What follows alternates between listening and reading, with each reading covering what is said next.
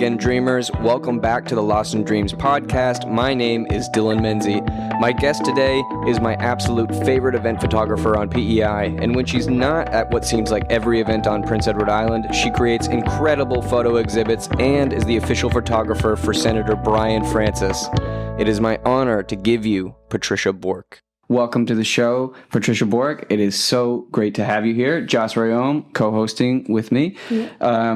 Do you dream? I dream. You do? I used to dream a lot more than I do now. I think that as I'm getting older and more tired and less sleep. Less designated time. Yes, less REM. But I used to have doozies. Yeah. And now, I mean, they're few and far between now, but they're very meaningful. And yeah. Meaningful. How so? I know within my own culture, being Mi'kmaq, it's very believed, like when loved ones who have passed over and they come to visit you, they really do come to visit you in your dreams. Mm-hmm. I'd rather have visits there than in real time. Yeah. But I've had some very vivid dreams. It feels so real. They're there. They come to visit you, whether it's to comfort you, whether to give you a message, just to let you know that they're okay. I love them.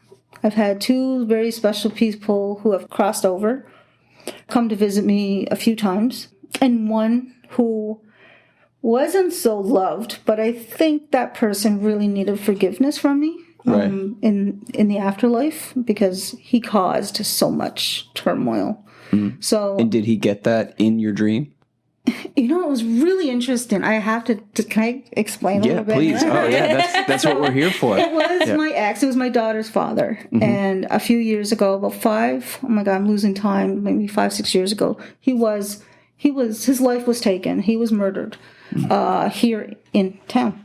Wow. So there was a lot of mixed emotion because I always try to keep that positive for my daughter.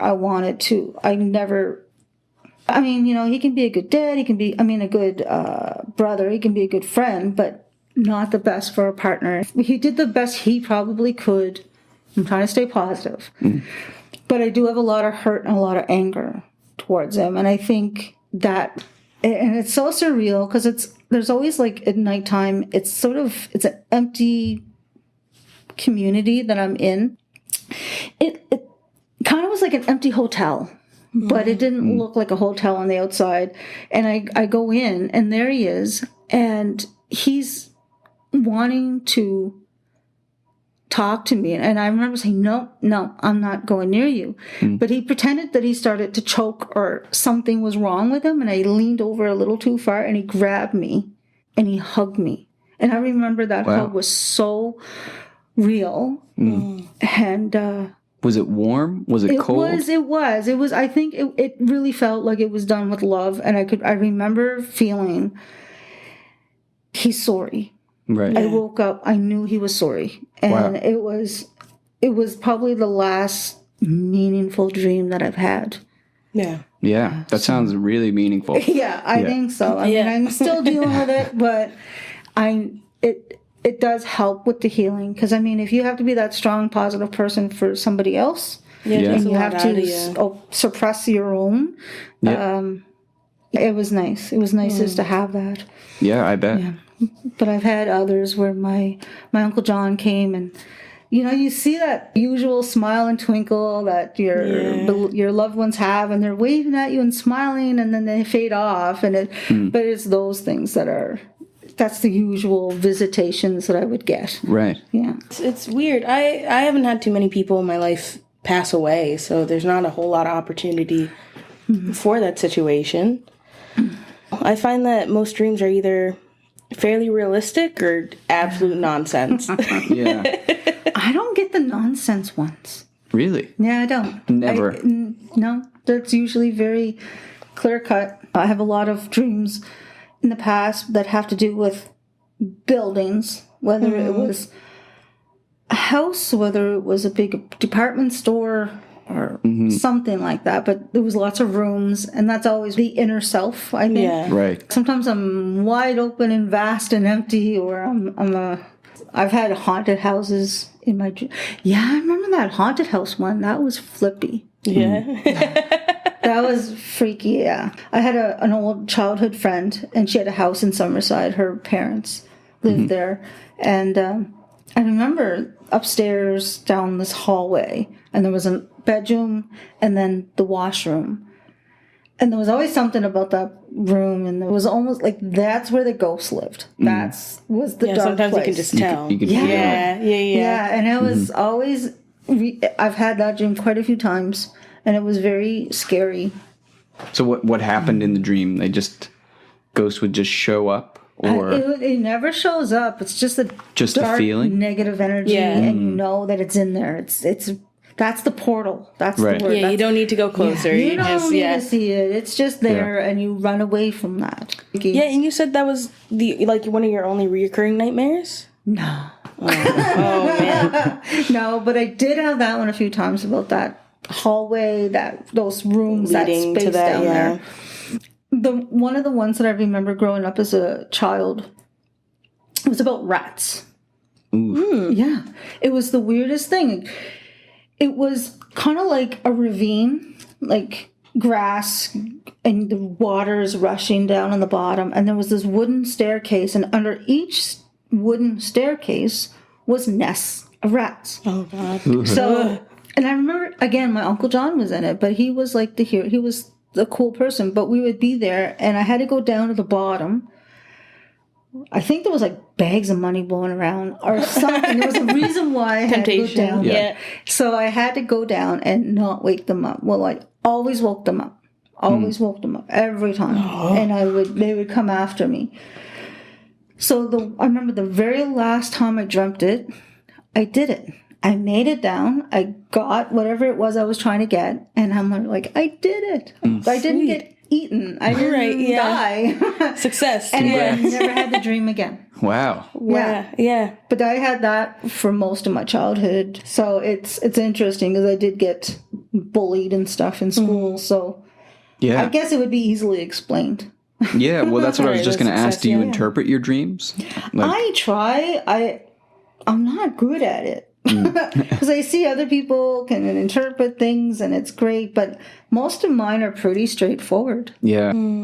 There was another dream that I had, and it was only the one time, but again, it came to me during I think the word is tumultuous. Is that right? It was really stressful. Yeah. It was a lot of bad things that were happening in the community. I was going to Holland College at the time, and there was a lot of really scary stuff happening in my real life. And I remember I was in an elder's house, and I lived there, 22 years ago. I wasn't living with her at that time of the dream. But it's like a big 2-level, split-level house, and it overlooked the Hillsborough River. So there was a big picture window, and I remember being in that house and looking out the window, and I looked down and there's tracks going around the house, but it looked like wolf tracks. Right. So I leaned over and I could see I was so amazed. I'm still so grateful. It was a white wolf, and he lets me see him. I leaned to my right and I could see him standing there looking at me. And I knew right away he was there to protect me. So I knew I was going to be safe. In fact, that dream, the symbolism stayed with me. I had won some money, and I bought myself a car, and then I did it up. I had wolf tracks all over my car. Yeah. And in fact, I have a tattoo on my back, and it has a picture of a wolf with the wolf tracks on it. Wow. Yeah. It just stayed with me so much. It did a lot. Yeah. And I knew that now I'm watched over. I'm okay. Yeah. I'll be okay. So the gambler in me wants to ask, how did you win the money? You remember the bingo? There was satellite bingo happening. Yeah. And I actually won on satellite bingo. It was like, I don't know, 12, 15 grand. Wow. Amazing. I literally got up. I walked out because I was afraid I was going to get sick or pass out. Right, from excitement. Yeah. I don't even know what that looks like. I was done. My cousin, I passed the cards off to my cousin. I'm like, I just got up. And they're all looking at me. And once I got my breath, I came in. I had to call my dad. And I go, guess what? Oh, my God. Yeah, no, I couldn't imagine. Like, I lose my mind over a toonie on the ground. Oh, so. yeah. Oh, I know. I feel like any win of money is always a good thing. Yeah, I mean, It's like you're not losing anything, so... I don't gamble unless I can afford to lose. And then I don't think I've ever won anything like that again. So I figured I won everything all in one shot. So Right. Yeah. Yeah. I mean, a lot of people wouldn't win 15 grand over the course of their life in gambling anyway. So, Yeah. It's true. because the house always wins. That's right. So I wanted to talk about your photography and just say how much of a fan I am of your photos. Thank you. I know that you're self-taught, so I was just wondering when you started taking photos. Wow. I don't know. It just happened. In childhood, or? Well, I mean, I always was mesmerized by the 110 film cameras. I think my mom had one around. I would just play with it all the time. I remember when I got my license. That was such a token of freedom, especially in my childhood. Like, I was such an introvert, and growing up, being an only child at home, and I was adopted, so I always felt out of place. And that was my way out. I think when I got my license and I picked up the camera, I started then. I was probably 17 years old. Yeah, well, nobody's making those decisions for you anymore. It was the first time finding North Rustico. Yeah. When you are sheltered. Back then, there's no internet. Oh my goodness. there was no digital. There was nothing like that. So it was exploring the world for the first time. Exploring PEI. Just going down any dirt road I could find. And it was that peace. It was that freedom. It was the most wonderful feeling in the world. Yeah. And that continues for you now. Because I've heard you say that you see the world through your lens. So I think it was 10, 11 years ago. I was actually working in health. I was a maternal child health worker. I was an early child educator. I worked in that environment, in that space, but I burned out pretty quickly. I was a single mom. I lost my dad. It was a really rough year in my life. yeah. So at the end of it, I said, I can't do it no more. So I walked away, but there was a lot of trauma that I was dealing with still. Yeah. So I had to take some time off. I had to, once again, it was that thing I did. It was just go for car drives, grab up my camera because I loved it. And then it was only a little handheld auto. Didn't matter. It doesn't matter. Yeah. I always say that. It doesn't matter. So I'm so passionate about that. Just grab it. I think it was Peter McKinnon that said, the best camera you can get or have is the one that's available to you at the time, at that moment. I probably just trashed that saying that quote. The sentiment is But it is. It's like, just do it. So again, I started doing that. And next thing I know, I get a little bit more. So I went to an employment counselor of sorts. And I gotta say, Betty Gordon, I mean, I love her to death. She was that person who was there by my side when I was at probably the lowest part of my life. She really helped me find what it is that you love to do. And photography just kept coming up. So she encouraged me. She supported me. I remember that was the year that I heard about the East Coast Music Awards. And they were in Charlottetown. And I'm like, okay. I mean, yeah. I don't know. I'm a little bit out of my league, but I don't think I might have had maybe out of a couple thousand pictures that I took, maybe a dozen might have been sharp. I don't know. I'll be honest. But it was like, oh my God, this is my life. This is life. I love this. This is making me happy. And that's all I wanted to do was like, okay, any cousin of mine going out to perform on any dark stage, I'm going to be there. And I just want to take pictures. That's all I wanted to do. And for the first time in my life, having the joy of music and photography was like the best medicine in the whole world. Yeah, like the best PB&J sandwich. Yeah. It was like, oh my God, this is life. That's all I could think about. And at that time, I didn't care. Just let me volunteer. So when Music PEI came around a couple years later, they never had volunteers do that before. So I'm like, but I will. I just want to get in and take pictures. It's the experience of it and being there. So every time the ECMAs came or there was a music festival in town, I would be the first one. And I would take 50,000 pictures a year. Wow. Just to build my skill. It was all trial and error. Like, yeah, I was just going to ask on that point, what, being self-taught, what are some of the biggest hurdles or lessons that you've learned the hard way through that process of self-education? I think one of my biggest was I'm very insecure. I'm very self-conscious. I don't have any confidence. Well, I have a little bit more now than when I started. I think I'll always hold on to the label of student because there's so much for me to learn. Yeah. So, long story short, sometimes you only get the one shot. So I'd be sitting there, I'm like, I'm too shy or I'm too timid. Now I take a deep breath and just go and start demanding, talking to people. It doesn't matter who they are. Yeah. It's like, now I get it. They understand. Yeah. I didn't know that at the time, that I could be requesting, can you please come back or stand here or... Right. But sometimes, like even in music or life, sometimes you only have that one shot, that moment. So just go and get it. Just do it. Yeah. Put yourself out there. Those sunsets, maybe they're all the same, but they're not the same. Yeah. No. So whether it's life moments or the dignitaries or the superstars or whatever it is. And before people would say, do you want to take a picture with them? Because I'd be the official photographer or something. Oh, no. Now it's like, you know what? Can I have a picture with you? Yeah. I did that with Jeremy Dutcher at the last ECME shows, I think it was. And I'm like, I'm a fan. Can I have a picture?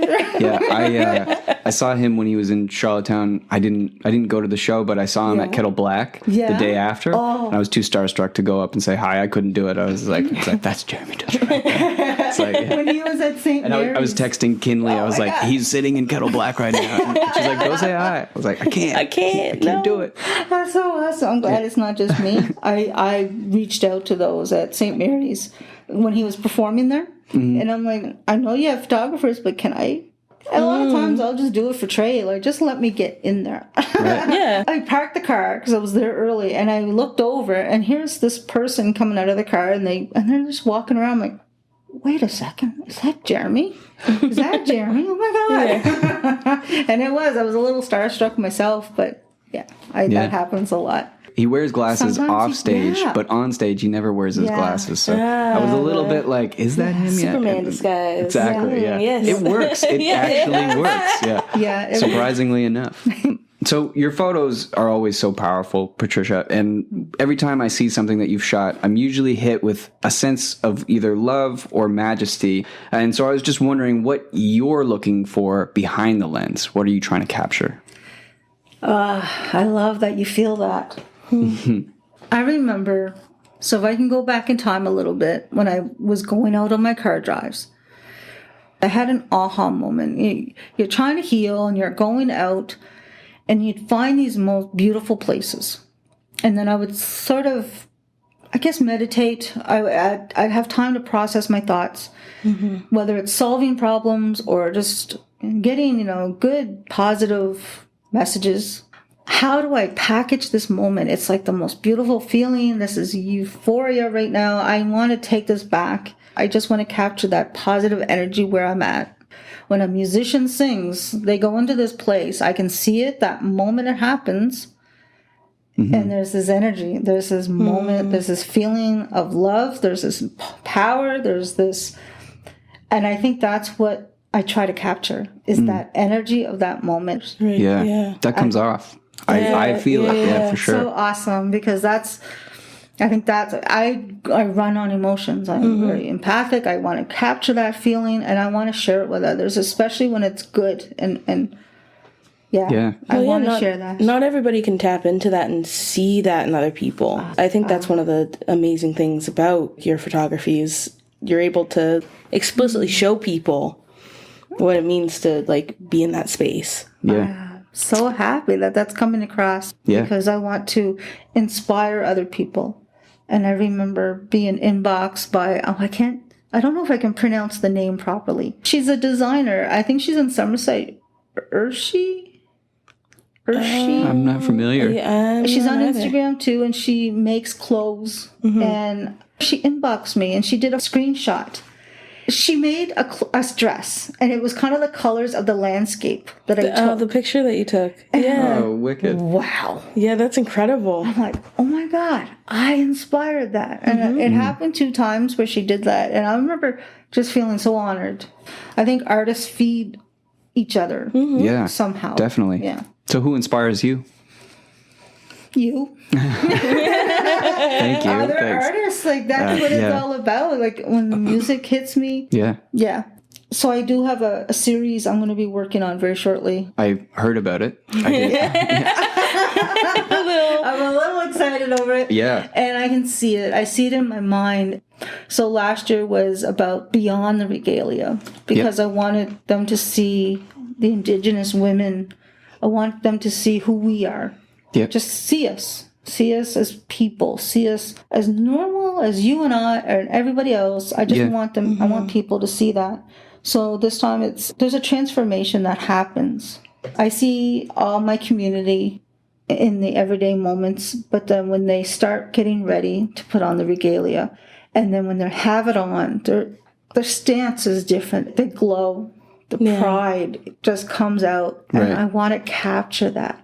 I have a bunch that have already volunteered to pose for me, and I'm going to be doing portraits, and I can see it. But I think beyond just showing that transformation, I want people to see this is who we are before. It's the before and after.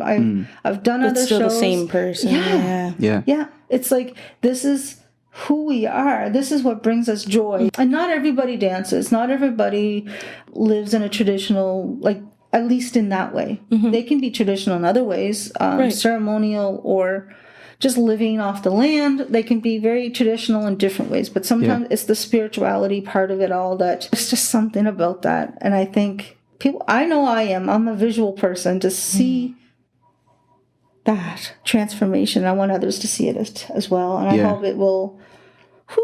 Well, I think with your eye and your eye for capturing the love, I feel like you're the perfect person to do it. Yeah. I won't release anything if I don't think it's going to do it just. Right. Because it's not just about me. It's not about my work. It's about honoring people. Yeah. I never want to do anything that's going to be disrespectful because we consider the regalia sacred. Sometimes it comes to them in dreams, the colors, the symbols. I know one man in particular, everything about that regalia, everything you see there, it came to him in a dream. Wow. That's amazing. And others will go into ceremony and they will earn that regalia. Right. Yeah. So, look at that. Back to dreams. That's how powerful they are. You know, whether it's in a sweat or whether it's ceremonial, it's so important. Yeah. And I think too, not only with communication, maybe to like a higher power, but also looking inward for yourself. And, you know, it's, That I feel like self-reflection they stuff. serve a really important purpose. And humans in general have been looking at dreams for the entire existence of the human race. So true. And I think in a way, when the dancers are out, if anybody has gone to a powwow or a Maoyomi and you see them dancing, it's not just dancing. There's prayer. There's things that are going on there. So it's kind of like they're dancing for others who can't. There's prayer that's happening. It's one big part of a ceremony. There's just so much to that. It's like it's really hard to find the words. Yeah. I mean, it's ingrained in everything that celebration is, right? So, I wanted to talk to you about Beyond the Regalia. I went to see it, and it was so moving and so powerful. And the second part of that exhibit was a wall of photographs of vibrant red dresses against black and white backdrops, bringing awareness to missing and murdered Indigenous women and girls. Yeah. And I was just wondering how you were feeling leading up to the opening of that exhibit. And in the end, was it received in the way that you hoped it would be? Wow.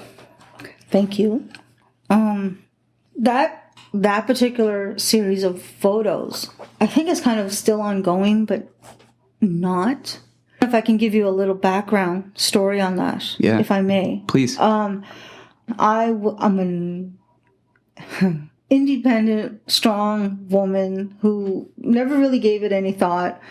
to spend the night out on the land taking northern light pictures, or Just what you going did. on the trails. Yeah, it's just what I do. I never gave it any.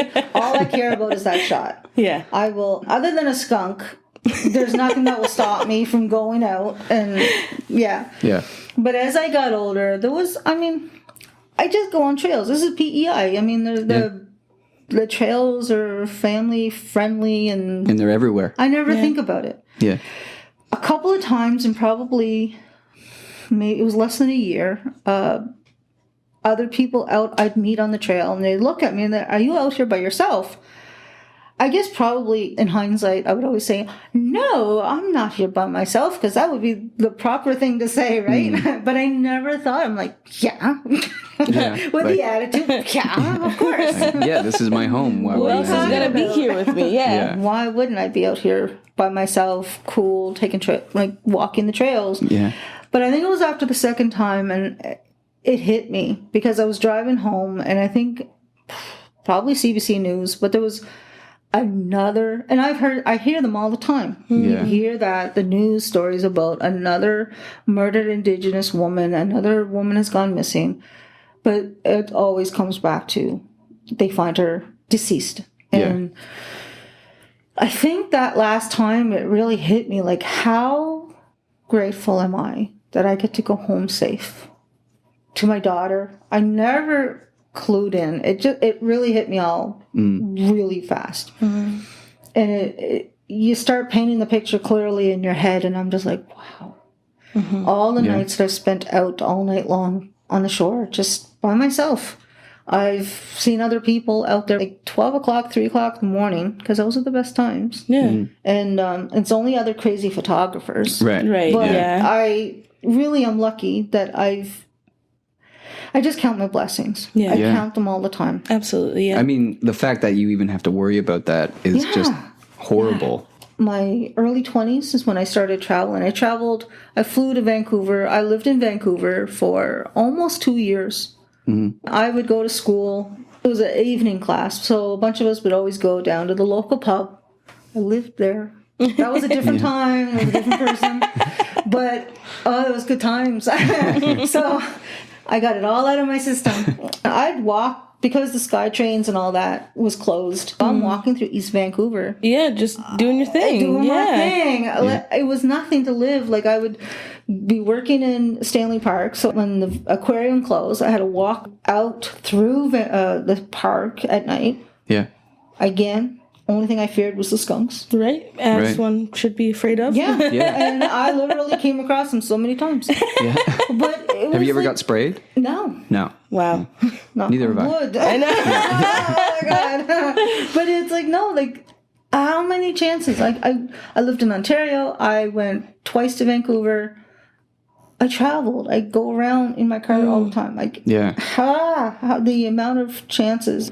So that's where I came from. And I thought, take pictures of the places that you visit a lot, places that you frequent, and put it in that image.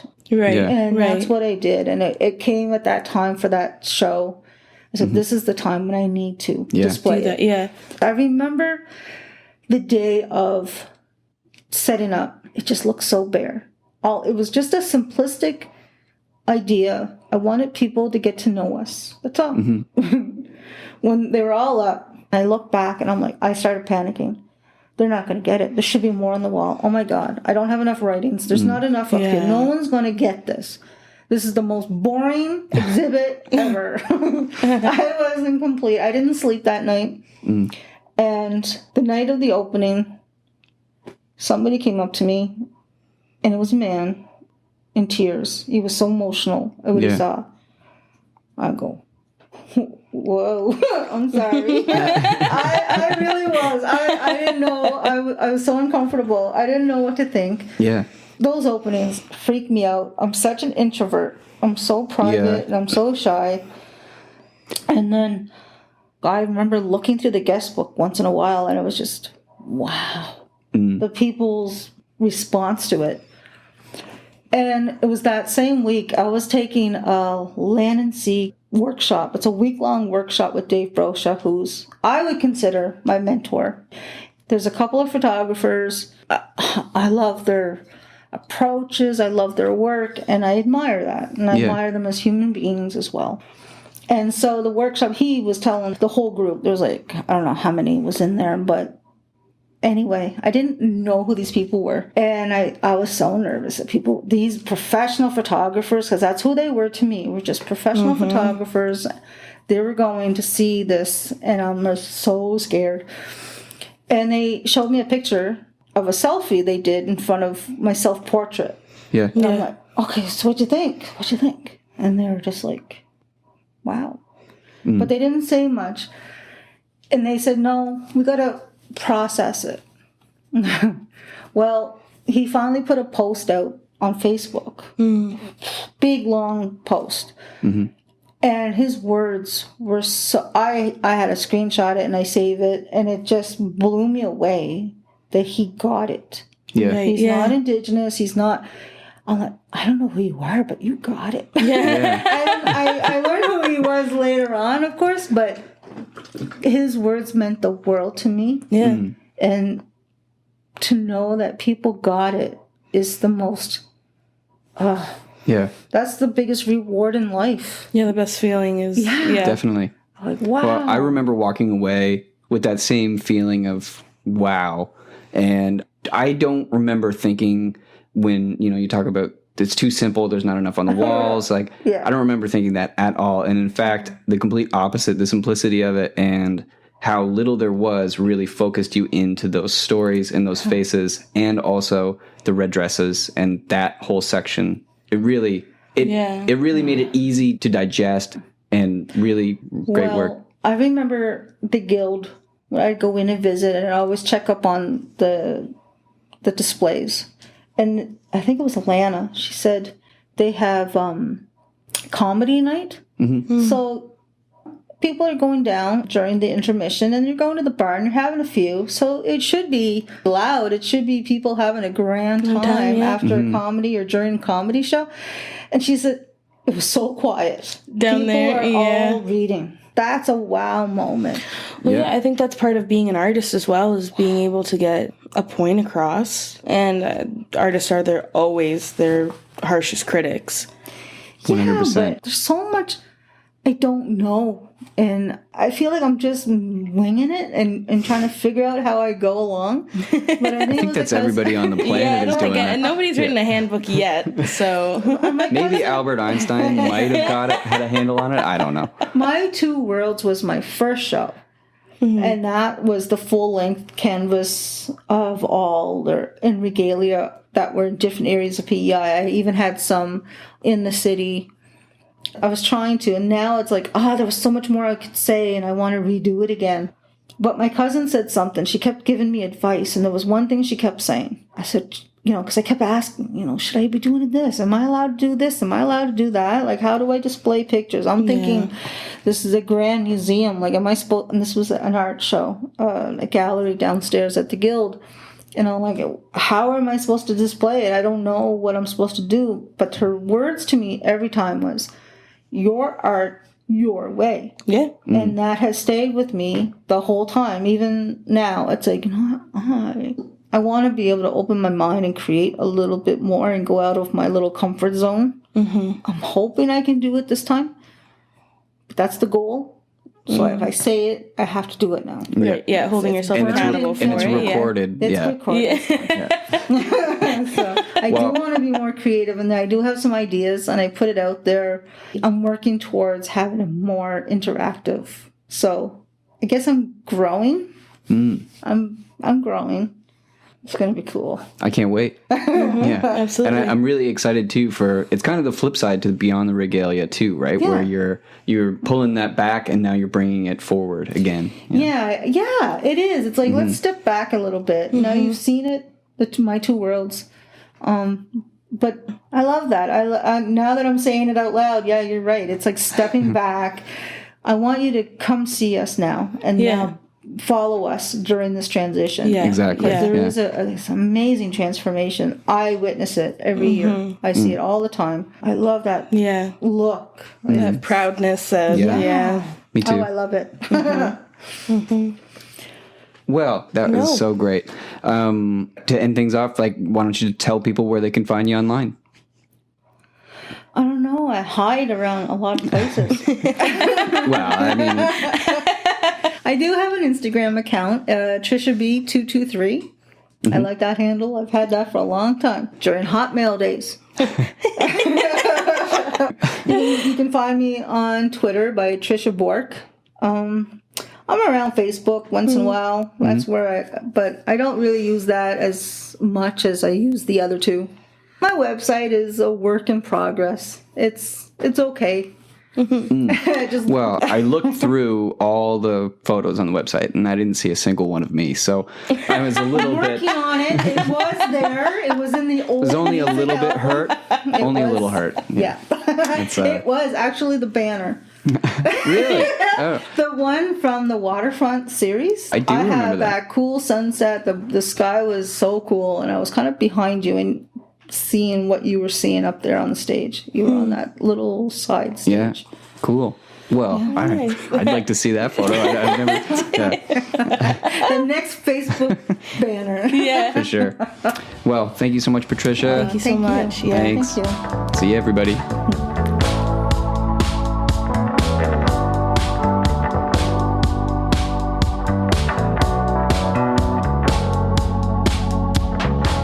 Dear Dreamers, thank you so much for listening. You can rate and review this podcast on Apple Podcasts, and don't forget to subscribe to the Lost in Dreams podcast wherever you're listening from. Make sure to check out my Patreon at patreon.com/Dylan Menzie to find out how you can get access to bonus content, merch, music, and more. Every dollar is so appreciated, so from the bottom of my heart, thank you.